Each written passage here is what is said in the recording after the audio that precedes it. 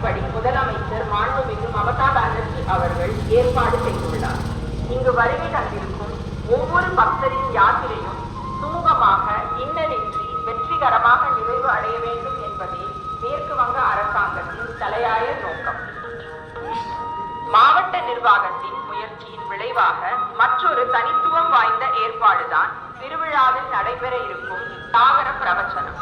சாதுக்களும் துறவிகளும் புனித சாகர சங்கமத்தில் அவர்களின் தார்மீக உரையாடல்களை நடத்தவே இந்த ஏற்பாடு செய்யப்பட்டுள்ளது. இது ஜனவரி 11 முதல் ஜனவரி 13 வரை ஒவ்வொரு நாளும் 3 முறை நடந்தேறும். இந்த சாகர பிரவச்சனத்தின் மூலம் சாதுக்களும் அவர்களின் பக்தர்களும் உலக கவலைகளில் இருந்து முக்தி பெறலாம். ஒவ்வொரு ஆண்டும் கங்கா சாகர திருவிழாவின் சிறப்பு அம்சமாக திகழ்ந்து வருவது மகர சங்கராந்தி என்று நடைபெறும் நாக சாதுக்களின் புனித நீர்